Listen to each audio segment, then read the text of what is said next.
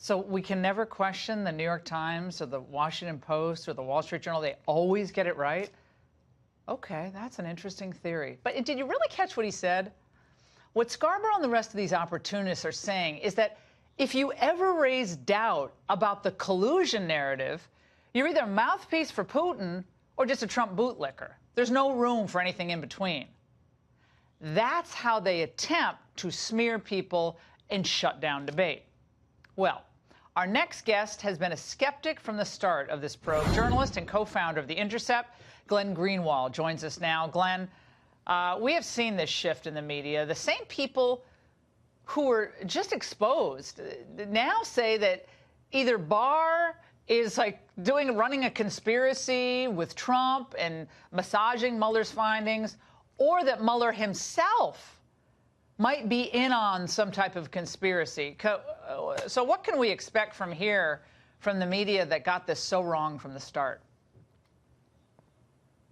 Well, first of all, if any of those people had any honor, they would go before the camera, hang their head in shame, and then apologize to everybody that they misled for the last 3 years, and then resign and go away, never to be heard from again. But of course they won't. They're addicted to their paycheck and to the bright lights of the camera, so they'll continue to do it. They're kind of like an apocalyptic cult. You know, those cult leaders who promise their followers that the world is going to end on a certain date, and then the date arrives and the world doesn't end, and all their confused flock need an explanation. That's what MSNBC and CNN are facing right now, is a very confused flock of people who kept being told that it was only a matter of time before Bob Mueller saves them all from the Trump administration by dragging Trump Jr. and Jared Kushner and everybody else out in handcuffs. And now not only didn't any of that happen, but he specifically found that there was no collusion, the thing that they were told there wasn't even any debate about. And so what they're doing now is spinning all new conspiracy theories. It's kind of like a Ponzi scheme where it keeps collapsing, so you keep having to feed it.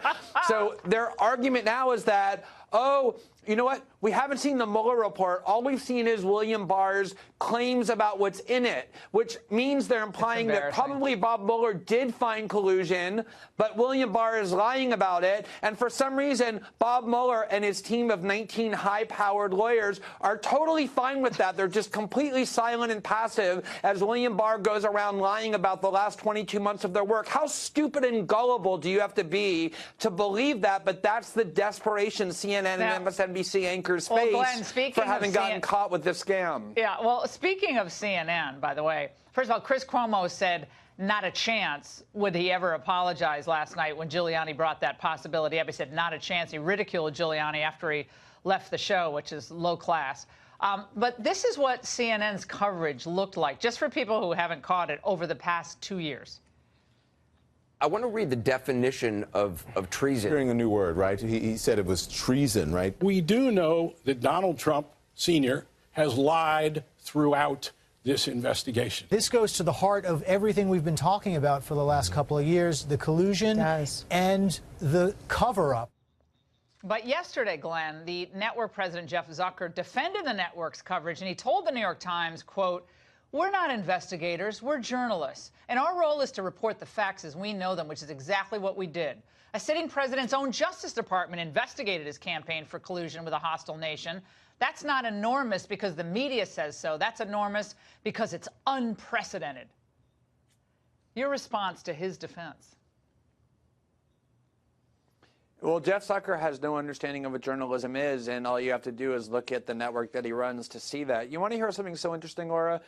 I've spent a lot of years being on CNN and MSNBC constantly. I used to get invited on all the time.